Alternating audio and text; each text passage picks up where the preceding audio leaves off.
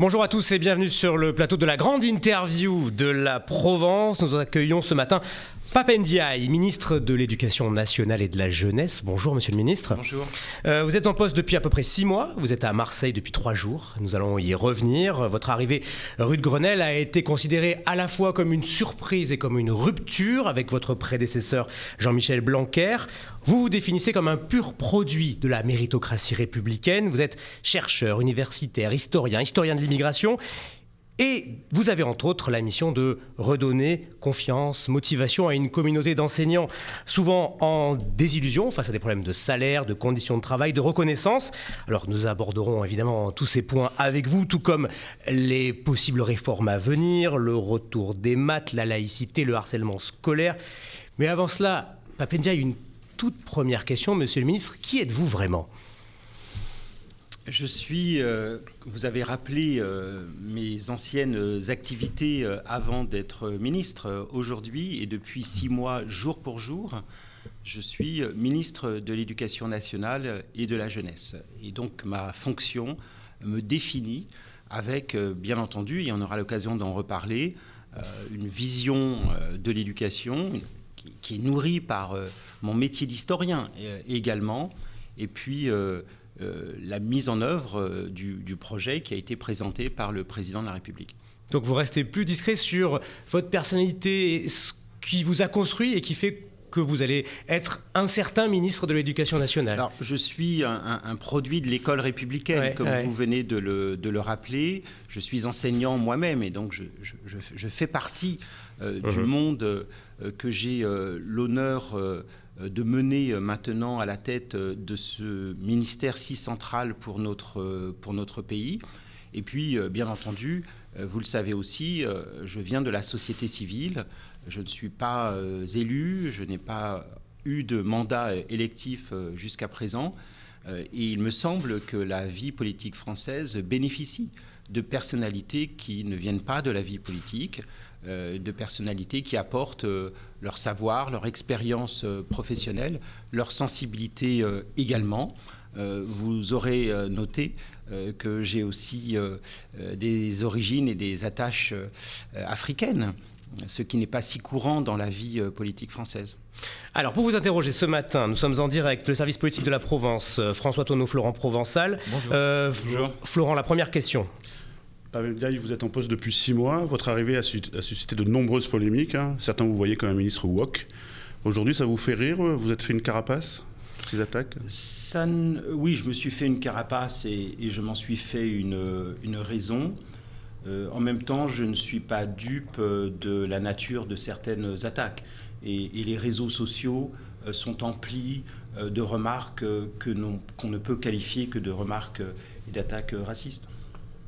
Encore aujourd'hui ? Encore aujourd'hui, oui.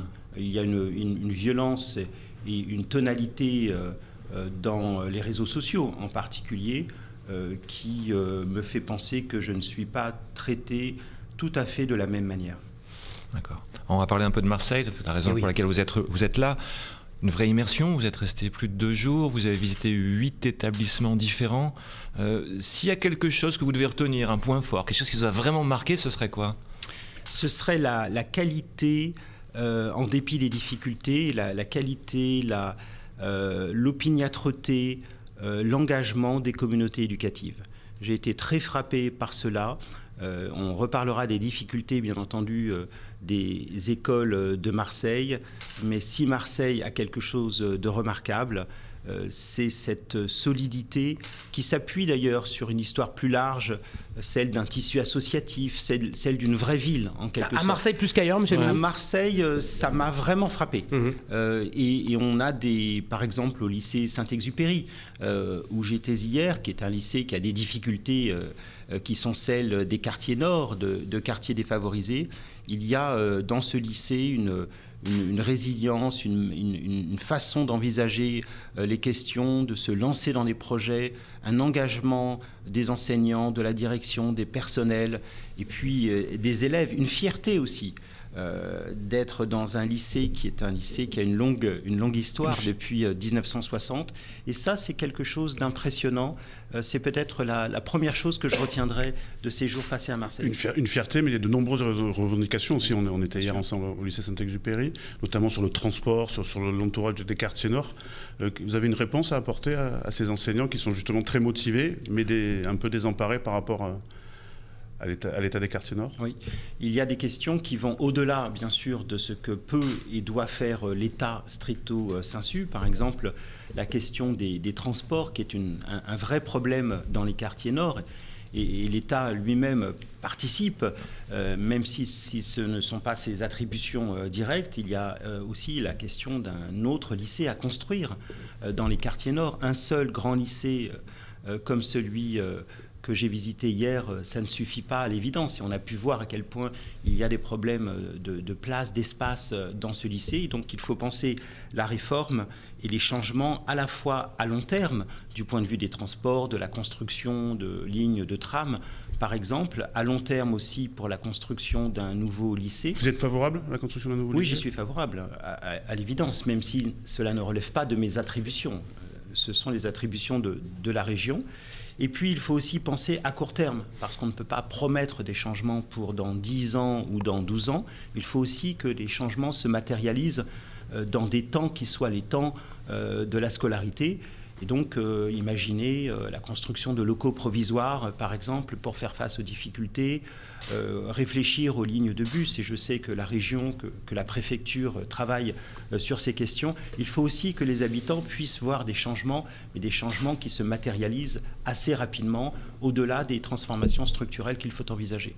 Les urgences sont nombreuses. Vous avez visité, c'était un paradoxe, l'école du futur imaginée par Emmanuel Macron il y a 1 an. Et dans le même temps, on apprenait que des rats envahissaient une école dans le quartier de Montolivet.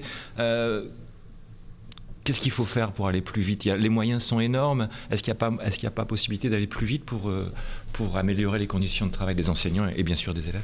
Là aussi, il faut aller aussi vite que possible. Le président de la République a annoncé le plan Marseille en grand il y a 1 an, en effet, qui a un volet éducation très important, qui comprend la reconstruction, la rénovation de près de 500 écoles, 470 écoles. C'est tout à fait inédit que cet engagement de l'État... Le plan porte sur 174 écoles, pardon, 174 470, écoles. C'est le nombre total d'écoles. Voilà, oui. Et puis environ 400 millions, je crois, pour ce qui concerne la participation de l'État sur un budget total d'un peu plus d'1 milliard. C'est ça, oui.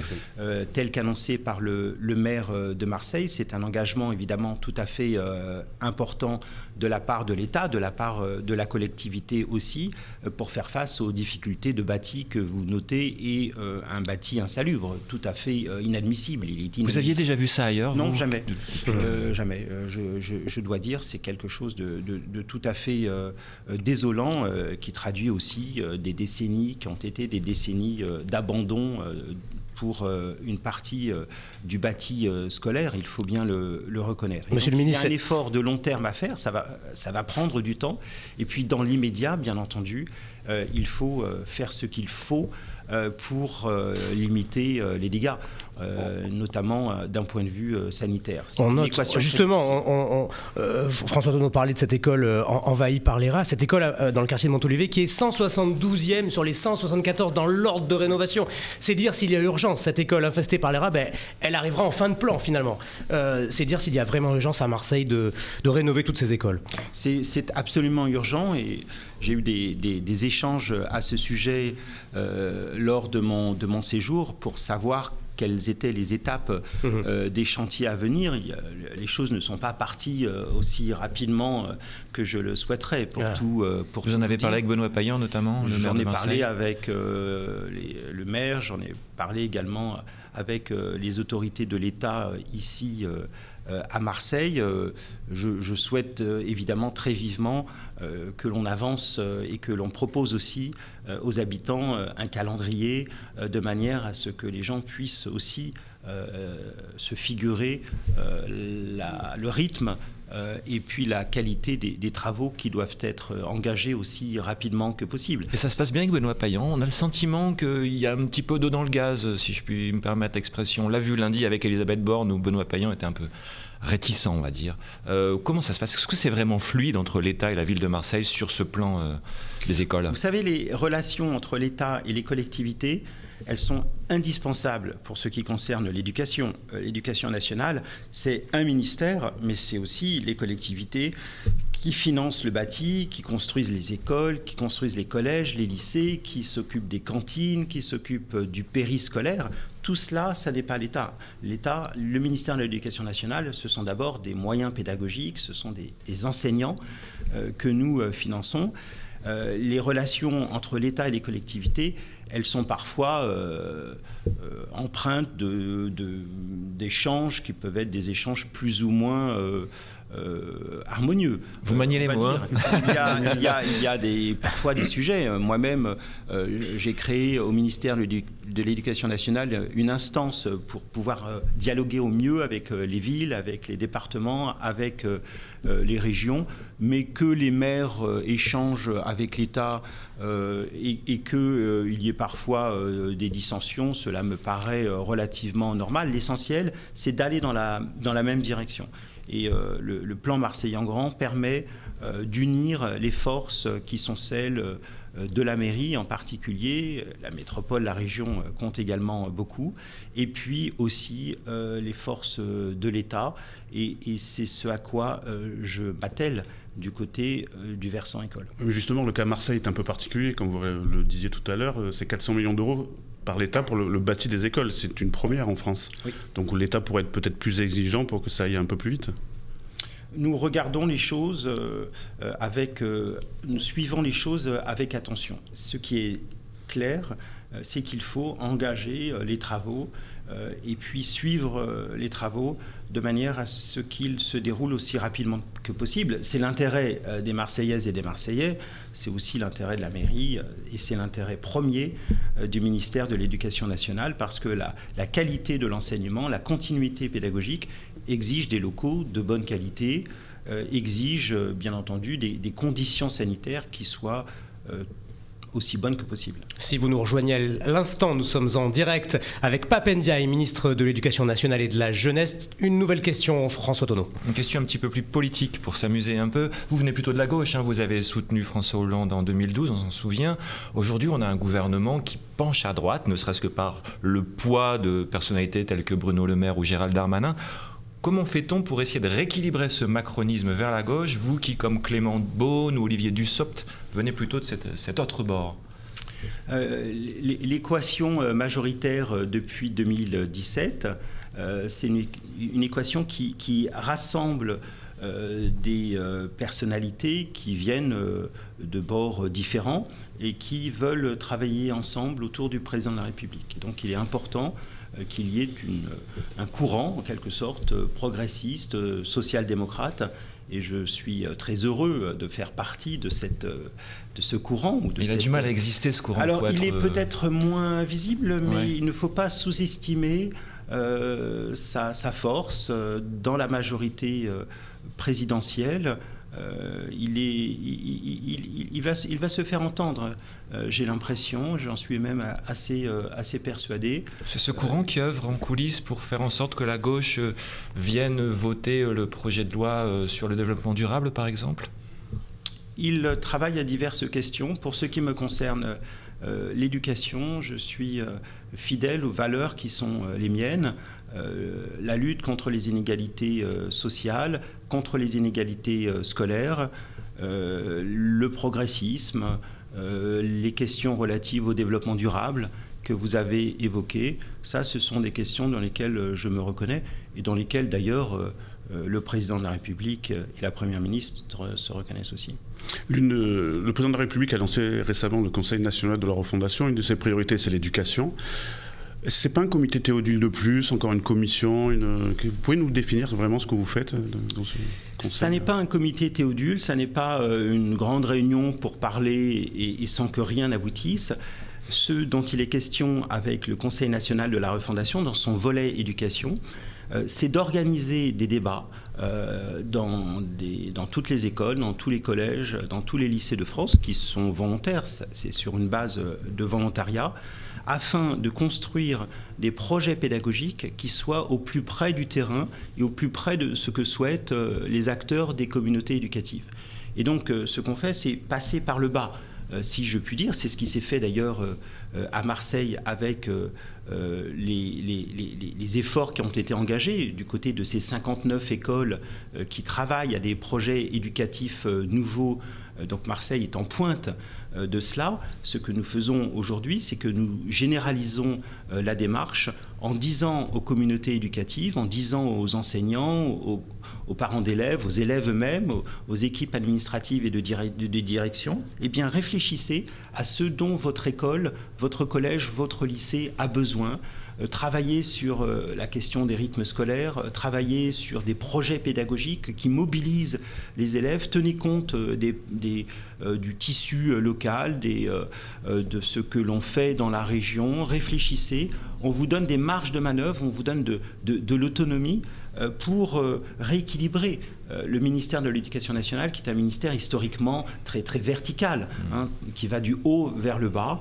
Et donc, on veut donner de l'air, on veut donner des marges d'autonomie. C'est ce que vous aviez fait il y a 5 mois avec Emmanuel Macron à Marseille, dans une école du 10e arrondissement. Dans l'école Montponty. Voilà, à Montponty. 5 mois après, vous avez déjà des retours où vous sentez que cette horizontalité est en train de se mettre en place ? Eh bien, c'est un des objets de mon séjour et de mon long séjour à Marseille, que d'observer la manière dont les choses se mettent en place. Alors, il y a eu la pause estivale, bien entendu, et puis les choses commencent à arriver. Par exemple, dans l'école maternelle Fontcolombe que j'ai pu visiter il y a 2 jours, qui attend notamment l'arrivée d'un mobilier nouveau. Elle doit être également rénovée, cette école, et assez largement. Donc les choses se mettent en place progressivement. On va les observer attentivement. J'aurai l'occasion de revenir à Marseille dans quelques mois pour voir comment tout cela se passe.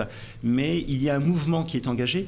Et vous voyez, l'un des intérêts les plus évidents jusqu'à présent de cette démarche de concertation par le bas, eh bien, c'est le travail collectif qui est engagé. Vous voyez, avant même d'avoir des résultats tangibles, ça va prendre un peu de temps, eh bien, les acteurs travaillent ensemble, les parents d'élèves, les enseignants se réunissent, réfléchissent sur leur école. Vous voyez, ce n'est pas une énième parlotte sur l'éducation en France.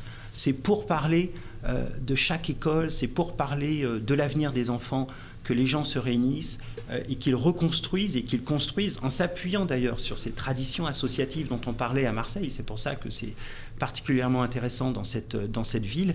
Eh bien, ils font du commun autour de l'école. Et ce dont on a besoin, particulièrement après la crise sanitaire qui a effrité les relations sociales, c'est de reconstruire du commun autour d'objets dont nous savons bien qu'ils sont essentiels pour notre pays. Florent. Ce commun, c'est l'école.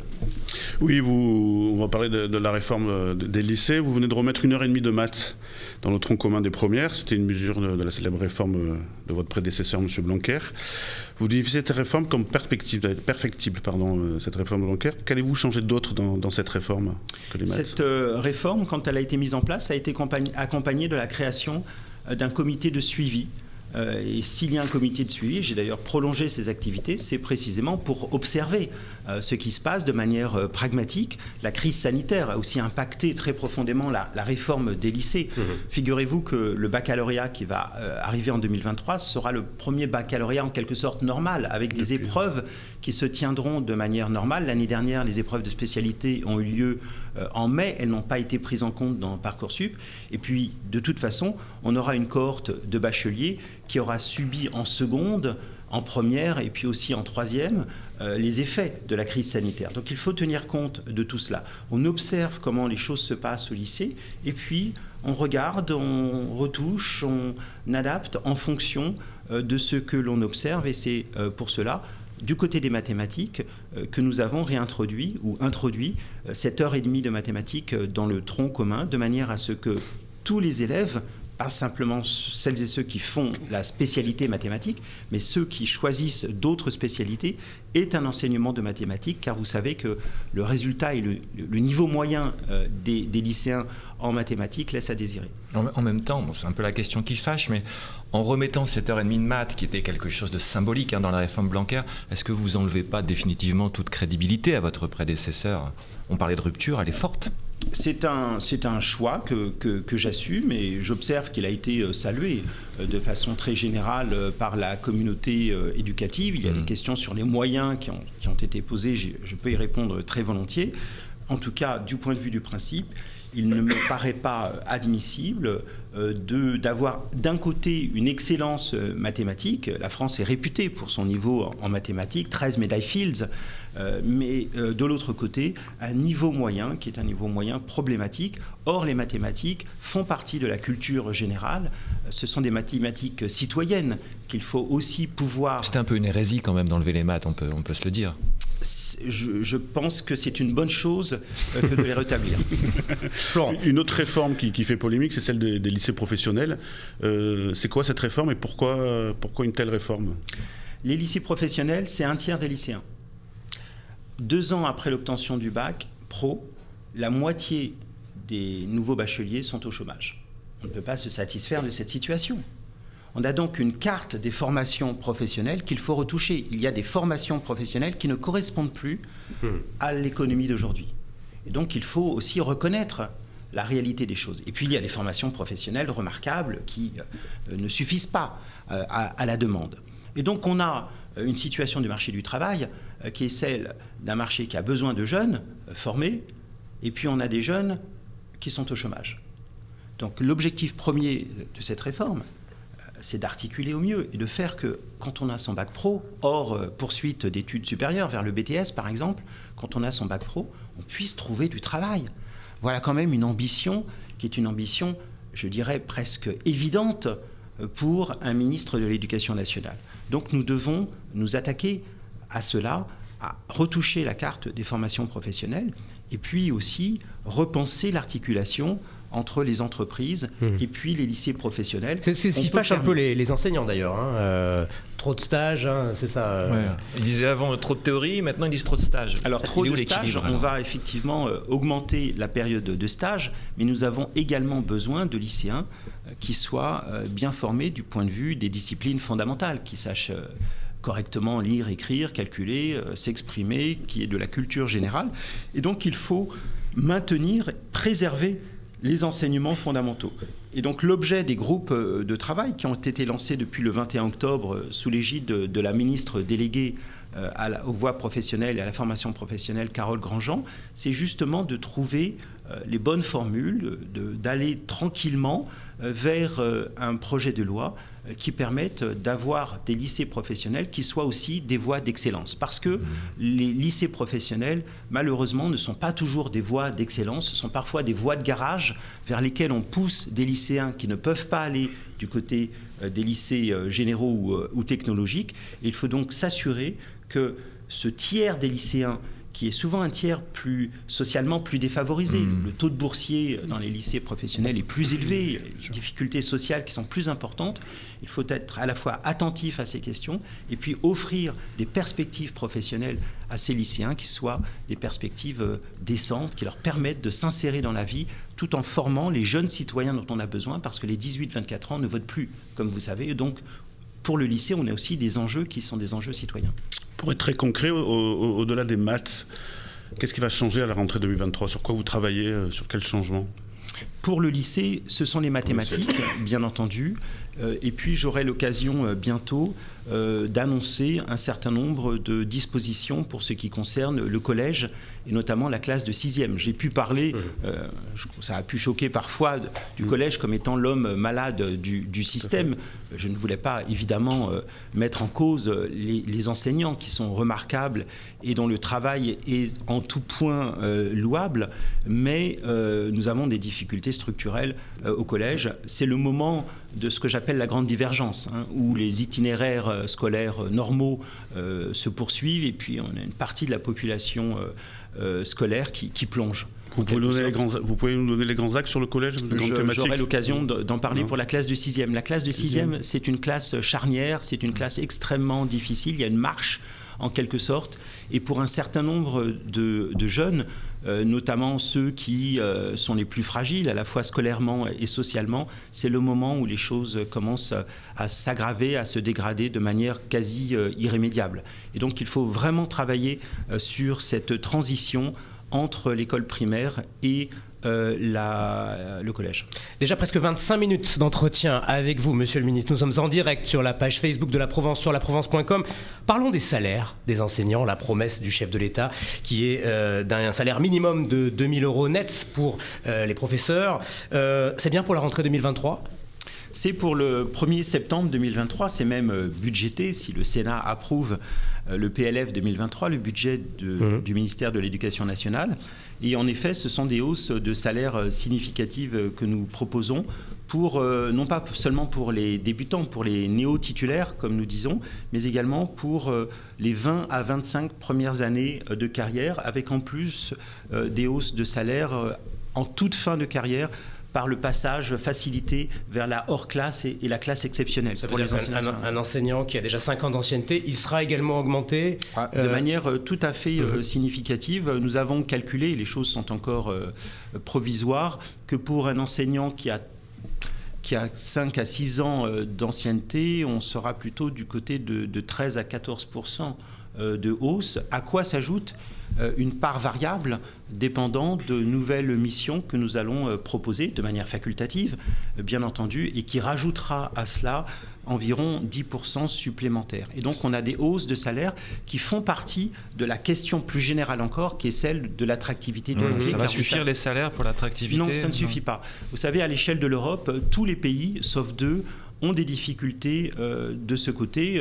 Il y a un problème de recrutement un peu partout, y compris dans les pays comme l'Allemagne, par exemple, où les salaires sont significativement plus élevés qu'en France. Donc on voit bien que la question des salaires n'est pas la seule question. Il y a d'autres questions, ce sont des conditions de travail, ce sont les carrières. Aujourd'hui, les jeunes envisagent la carrière d'enseignant de manière assez différente de ma génération. On n'entre plus dans le métier pour que ça se termine obligatoirement par un pot de retraite 40 ans plus tard, mais on veut pouvoir être enseignant 10 ans, par exemple, et puis faire autre chose. Ou bien ce sont des secondes carrières. On a été ici et là dans l'entreprise, par exemple, et vers 40 ans, on veut être enseignant.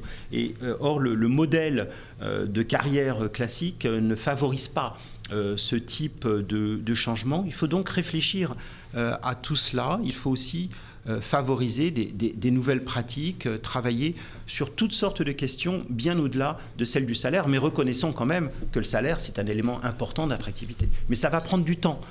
Remonter la pente pour qu'il y ait à nouveau un volume suffisant de candidats pour ce métier qui, à mon sens, qui reste le plus beau métier du monde, ça ne se fera pas d'un coup de baguette magique. Depuis la rentrée, vous avez institué un bilan mensuel des atteintes à la laïcité. Il y en a eu 313, je crois, en septembre, 720 en octobre. Vous êtes inquiet ? Nous suivons les choses très, très attentivement. La publication mensuelle, c'est bien le signe que nous ne mettons pas la poussière sous le tapis et que nous publions ces chiffres comme un outil de pilotage plutôt que de le faire plusieurs mois après, lorsque l'eau sous les ponts a coulé. On publie. Et puis, on demande à ce que les recteurs, les chefs d'établissement fassent remonter les données vers Paris. Et donc, ça explique aussi la hausse des signalements. À quoi s'ajoute une question sur laquelle j'ai eu l'occasion de m'exprimer, c'est celle des réseaux sociaux. On voit bien comment, depuis la rentrée, les réseaux des influenceurs sont très, très actifs pour inciter notre jeunesse à contourner ou à enfreindre la loi de 2004. Et c'est donc une préoccupation majeure pour nous que celle de la modération des réseaux sociaux. Pendant 2 jours à Marseille, justement, il y a des choses qui vous ont choqué sur la laïcité, sur les atteintes à la laïcité ? Non. D'ailleurs, la ville de Marseille, l'académie d'Aix-Marseille ne se signale pas par un nombre particulier d'atteintes à la laïcité. Par exemple, comment faut-il se comporter face à une élève qui refuse d'enlever son niqab ? C'est arrivé à Marseille ces dernières années. Quels sont vos conseils aux professeurs ? Eh bien, il y a une procédure qui est tout à fait claire. C'est d'abord un échange avec l'élève pour lui demander d'enlever ce qui, en l'occurrence, est un signe religieux explicite et non pas par destination ou par intention. Si elle refuse, il y a des échanges avec la famille. Et puis, si ces échanges n'aboutissent pas, il faut passer à l'étape des sanctions. Et pour cela, réunir un conseil de discipline qui peut prononcer une expulsion temporaire ou définitive. Et donc, il y a une phase de concertation, c'est très important, il faut agir avec discernement. Et d'ailleurs, dans la plupart des cas, les élèves acceptent d'enlever l'accessoire ou le vêtement qui pose difficulté, il faut quand même le noter. Donc cette phase-là, elle est parfaitement utile. Elle ne doit pas être trop longue, mais elle est parfaitement utile. Et puis, si elle n'aboutit pas, il faut passer à l'étape des sanctions. Et de ce point de vue-là, nous sommes tout à fait fermes à ce sujet. Il faut à la fois du sang-froid, du discernement, mais aussi de la fermeté pour faire appliquer la loi de 2004. Un autre phénomène qui touche les cités scolaires, c'est le harcèlement. Hier, vous étiez dans un collège à Marseille où on vous a remis un petit bracelet vert. Bon, concrètement, c'était plutôt symbolique. Concrètement, comment on peut améliorer cette question du harcèlement scolaire ? Ça n'est pas que symbolique, parce que ce dont il est question ici, avec la généralisation de ce que nous appelons le programme phare, qui concerne toutes les écoles primaires et tous les collèges du pays, c'est de la mobilisation de la communauté éducative. Et nous avons besoin pour cela que les élèves se mobilisent. C'est pour ça que le programme phare inclut des ambassadeurs. Les ambassadeurs, ce sont des élèves, 10 par collège, qui sont en charge... Vous en avez croisé hier. On a croisé quelques-uns et quelques-unes qui sont en charge de cette question. Les ambassadeurs, ce sont des lanceurs d'alerte. Ce sont eux qui peuvent remarquer qu'un élève a un comportement un peu différent, qu'il s'isole. Souvent, la phase d'isolement est un signe d'un phénomène de harcèlement, que les habitudes alimentaires ont changé à la cantine. Ce sont aussi vers eux que les élèves harcelés peuvent se tourner pour se confier. Et donc, on les mobilise, on forme les adultes. Il y a 5 adultes référents par établissement. Et c'est efficace par rapport à la force de pénétration des réseaux sociaux qui sont terrifiantes. Oui, c'est très efficace. Dans 6 académies, il y a eu des expériences pilotes l'année dernière, par exemple en Bretagne. Et on a vu le nombre de cas de harcèlement décroître de manière significative. En fait, ce qui est très important, c'est à la fois de signaler. Donc, dans un premier temps, on a une hausse des signalements qui montrent qu'on repère mieux et que les personnes harcelées ont la possibilité de faire état des situations qu'elles vivent. Et puis ensuite, on a un traitement de la situation qui implique, parce que ce sont des jeunes, ce sont des enfants, il faut penser à la pédagogie, qui implique aussi le harceleur. Il ne s'agit pas simplement de sanctionner le harceleur, il s'agit aussi de l'emmener dans une démarche par laquelle il sera amené à reconnaître le tort, les méfaits qu'il ou qu'elle a pu connaître. Et puis on a en effet la question des réseaux sociaux, qui est tout à fait évidente. On a créé, vous savez, un numéro gratuit. Madame Brigitte Bacron est très très mobilisée sur cette question. Il y a 2 numéros gratuits, le 30-18 pour le cyberharcèlement, le 30-20 pour le harcèlement.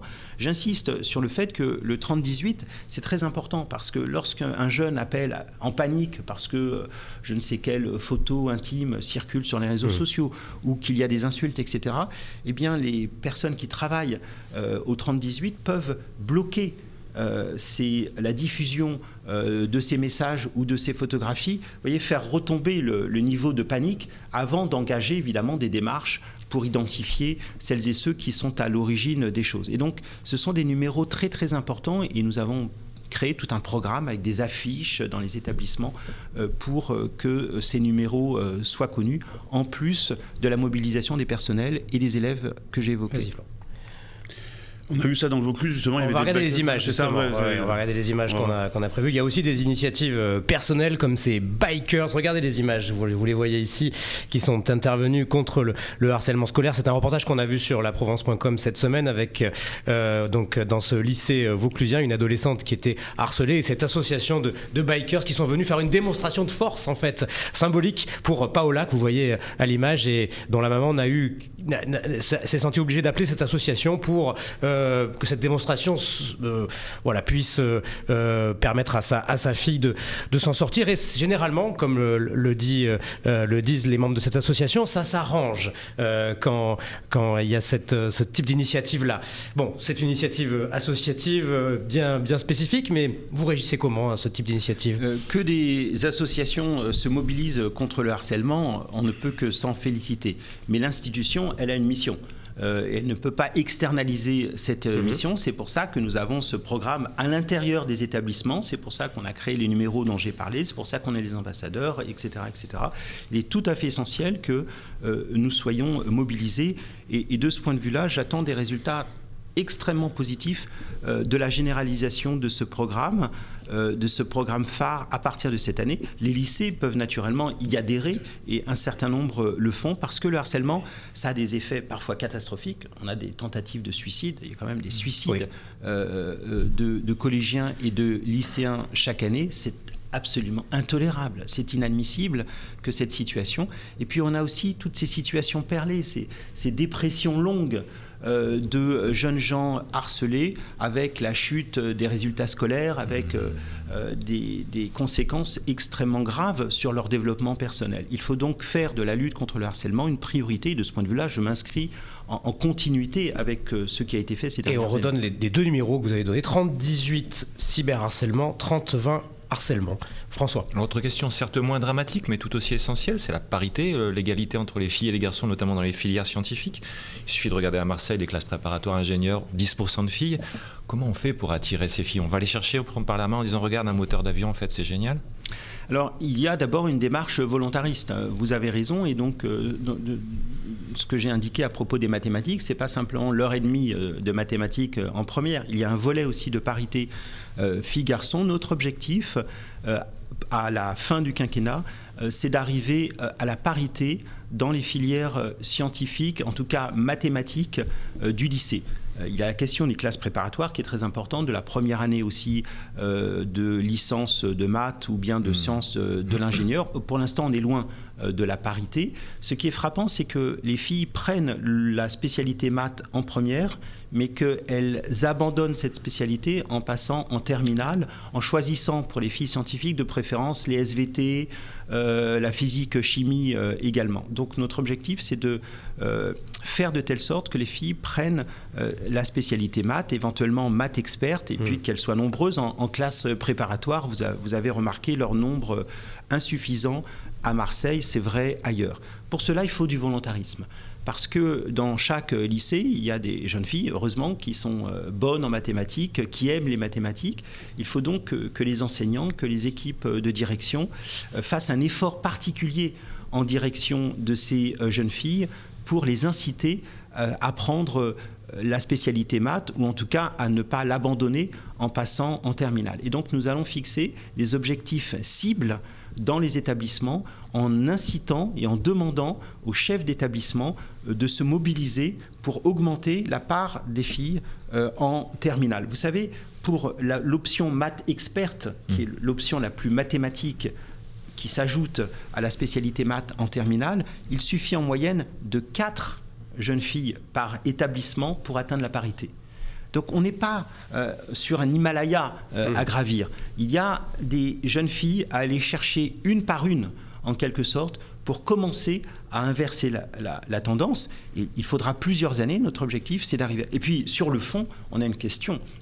Sur le fond, dans le système scolaire en général, depuis le CP sans doute, qui est celle de la manière dont on s'adresse aux filles et aux garçons, involontairement différenciés parfois. On le sait bien, il y a beaucoup d'études là-dessus, et qui amènent les jeunes filles à penser que les sciences, que les mathématiques, que les métiers de l'ingénierie, c'est pas fait pour les garçons. Voilà, c'est pas fait pour elles. Et donc là, il y a clairement des stéréotypes de genre qui pèsent extrêmement lourdement. Et ça, vous aimez pas, vous ? Ça, je n'aime pas. Non, ça, je pense que c'est une inégalité profonde. C'est à la fois une inégalité et une forme de discrimination pour les filles, et puis c'est un gâchis énorme pour le pays. On se prive de la moitié de la population, alors qu'on a besoin de mathématiciens, on le sait, on a besoin de milliers d'ingénieurs, et on irait se priver de la moitié de la population, ou en tout cas ne pas susciter dans la moitié de la population les talents, ne pas les éveiller, ne pas les travailler de manière à ce qu'ils participent à la vie scientifique et puis à l'essor de notre économie. C'est un gâchis extraordinaire. Et donc, pour moi, la question de l'égalité filles-garçons, c'est une question absolument fondamentale. Et là-dessus, il faut du volontarisme. Il n'y a aucun doute. J'en fais vraiment un engagement et je demande qu'à la fin du quinquennat, on soit sur des pentes qui soient des pentes bien plus favorables qu'aujourd'hui. On ne peut pas se satisfaire de la situation telle qu'elle est. Vous répétez régulièrement que vous voulez démocratiser l'école. Vous pouvez nous expliquer ? Oui. Au fond, là, c'est ma casquette d'historien qui s'ajoute à celle de ministre. Tout l'effort au XXe siècle aura été de massifier l'école. La massification de l'école, ça a été l'entrée des classes populaires au collège puis au lycée. Vous savez, ma mère qui était fille de paysan dans les années 50, pour entrer en 6e, ça n'allait pas du tout de soi. C'était quelque chose d'inédit, un peu étrange, parce qu'on arrêtait au certificat d'études. C'était comme ça, en fait, à l'époque. Et donc, la conquête du collège et la conquête du lycée pour les classes populaires, ça a été quelque chose qui a occupé l'essentiel du XXe siècle, jusqu'aux 80% au bac de Jean-Pierre Chevènement, ministre de l'Éducation nationale, au milieu des années 1980. Et de fait, on y est aujourd'hui, aux 80% au bac. L'enjeu, c'est plus celui-ci. L'enjeu principal, c'est de lutter contre les inégalités sociales que le système scolaire ne gomme pas, qu'il reproduit, parfois qu'il amplifie, de faire de telle sorte que la massification ne soit pas aussi une diversification de voies vers des voies d'excellence et puis des voies qui soient, comme on le disait précédemment, des voies parfois de garage. Et donc on a un enjeu majeur aujourd'hui qui est celui de la démocratisation de l'école, faire que l'école, au fond, soit et accomplisse la promesse républicaine qui est celle du travail, de l'effort, dûment récompensé. Aujourd'hui, ça n'est pas le cas parce que les écarts sociaux sont trop importants et parce que l'école, j'ai eu l'occasion de le dire en reprenant la formule d'un ancien directeur de l'enseignement scolaire, l'école a du mal avec les pauvres. Allez, encore deux questions. Vous verrez, la dernière est plutôt légère. Vous avez exposé à l'avant-dernière, tout de suite. Vous avez exposé à plusieurs reprises vos 3 priorités qui sont donc de hausser le niveau général de l'école, de lutter contre les inégalités scolaires et d'améliorer le bien-être général à l'école. On en a parlé avec le harcèlement, etc. Vous pouvez nous résumer ce que vous allez faire vraiment pour arriver à ces 3 priorités ? Du côté du niveau général, on a parlé des mathématiques. On a un autre sujet, c'est celui des savoirs fondamentaux au-delà des mathématiques. Ça inclut le français en particulier, d'où les annonces que j'ai indiquées à propos de la classe de 6e. Et puis on va décliner les choses en partenariat et en échange pour transformer progressivement le collège et arriver à de meilleurs résultats scolaires généraux que ceux que nous avons actuellement en fin de 3e ou en classe de seconde. Vous savez, on a des tests d'évaluation ou de positionnement qui permettent aussi de nous situer et d'évaluer les choses d'année en année et puis aussi de nous situer par rapport aux autres pays. Et là, on a de quoi être évidemment inquiet, en tout cas, on a de quoi se mobiliser sur ces questions. Le deuxième bloc, c'est celui des inégalités. Nous allons réviser la carte de l'éducation prioritaire. Ça concerne Marseille, puisque Marseille est une grande ville d'éducation prioritaire. Et j'ai été sensible à ce que j'ai entendu, en particulier dans les quartiers nord, qui doivent être prioritaires du point de vue de l'éducation, mettre les moyens qu'il faut là où il le faut, pouvoir aussi déplacer des zones prioritaires qui ne le sont plus parce qu'elles ont évolué du point de vue de leur population.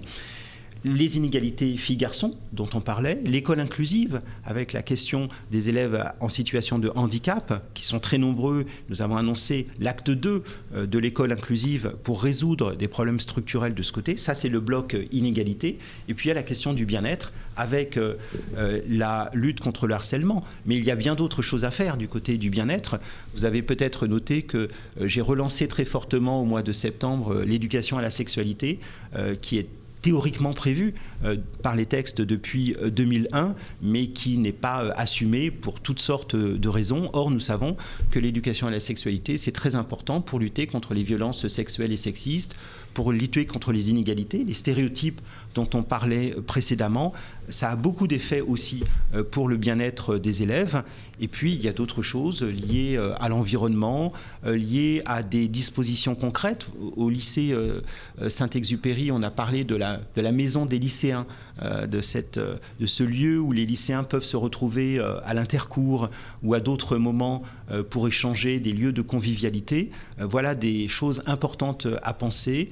La question des cours, une question à laquelle je suis très, très attentif, c'est celle des intercours, les moments qui peuvent être des moments de violence verbale et autres lorsque les élèves changent de salle, et nous allons faire des propositions de ce côté également. Il faut agir de toutes les manières possibles sur le bien-être, parce que nous savons que des élèves heureux sont des élèves qui travaillent mieux et qui réussissent mieux. On peut donc réformer l'éducation nationale. C'est pas seulement un mammouth. Alors on peut le faire, tout à fait, en prenant le temps d'échanger. La question de la méthode est évidemment une question importante, et vous aurez noté que les relations, on n'est pas toujours d'accord, mais en tout cas que les relations avec les organisations syndicales ont trouvé un niveau de fluidité, pour reprendre le terme des syndicalistes, qui est celui que j'attends. Moi-même, quand je me déplace, c'était le cas hier devant le lycée de Marseille-Vert, et j'étais attendu par un comité, quelques pancartes, oui. Avec des pancartes. Je ne passe pas devant, je m'arrête, et j'ai passé un quart d'heure à échanger avec les manifestants syndicalistes. Je vais au contact, je n'ai aucune difficulté avec ça, parce que c'est ensemble, on ne va pas être toujours d'accord, mais en tout cas, on veut initier un mouvement de réforme, mais qui ne se fasse pas en opposition frontale avec la communauté éducative. Alors on a une dernière question, qui est une proposition en fait. Vous avez émis le souhait de revenir à Marseille.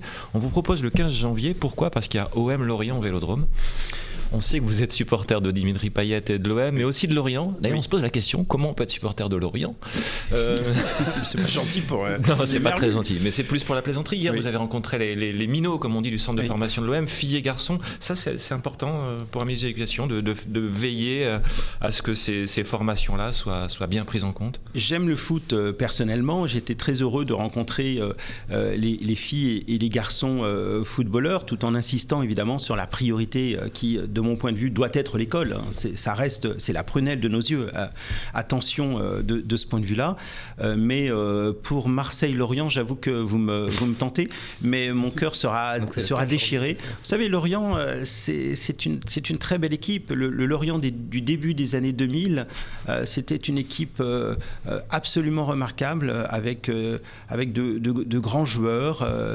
Elle a gagné la Coupe de France, d'ailleurs. Matteo Guendouzi, qui joue à l'OM, qui est en équipe de France, vient de Lorient. Il vient de Lorient. Il y a une très belle tradition de football en Bretagne, mais ce que j'aime particulièrement avec l'OM, c'est cette dimension populaire et familiale qui est très très évidente dans une ville qui aime le football. Et puis Dimitri Payet, c'est vraiment un joueur que j'apprécie beaucoup. Je ne l'ai jamais rencontré, mais peut-être qu'il vous donnera son maillot le 15 si vous venez. Donc le 15 janvier. Merci beaucoup, Monsieur le ministre de l'Éducation nationale, Pape Ndiaye, d'être venu sur le plateau de la Provence. Bonne troisième journée à Marseille. Donc vous allez rencontrer des jeunes maintenant autour du MUSEM, c'est ça ? Et je vais voilà, exactement, pour une rencontre avec des jeunes, et puis on poursuivra également par des échanges sur les questions de culture qui sont également importantes pour mon ministère. Merci beaucoup, merci à tous de nous avoir suivis. À très bientôt pour un prochain rendez-vous en direct depuis ce studio de la Provence. Bonne journée à tous.